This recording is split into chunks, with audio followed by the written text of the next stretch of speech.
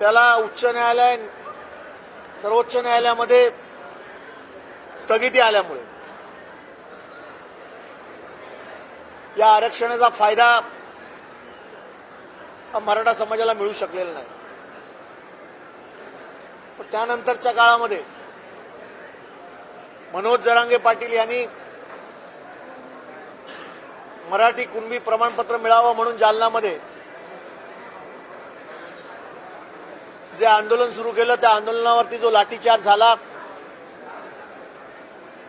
आणि अमानुषपणे पोलिसांनी त्या ठिकाणी आंदोलकांवरती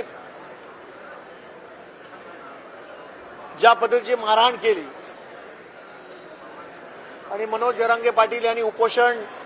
न सोडण्याचा निर्णय घेतला आणि मग महाराष्ट्राचं मंत्रिमंडळ महाराष्ट्रातील विविध पक्षाचे नेते त्यांना भेटले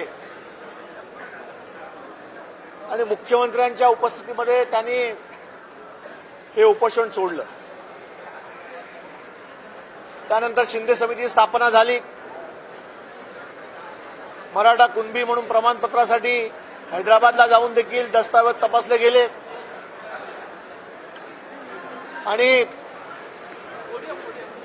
आज मराठा समाजाला आरक्षण मिळालं पाहिजे म्हणून मराठा समाज मागणी करत असताना सर्व राजकीय पक्षाची देखील हीच भूमिका आहे की मराठा समाजाला आरक्षण दिलं पाहिजे।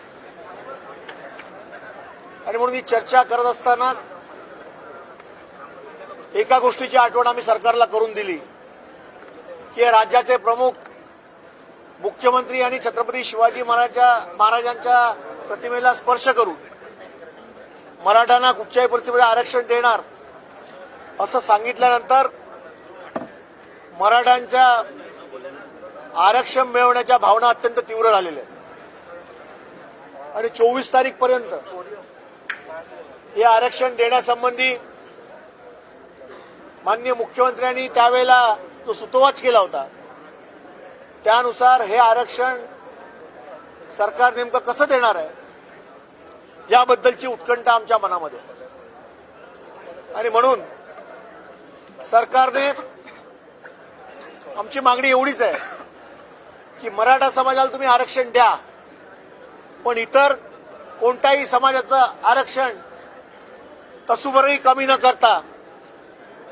आपण हे आरक्षण द्या। त्याचबरोबर मराठा समाजाला आरक्षण द्या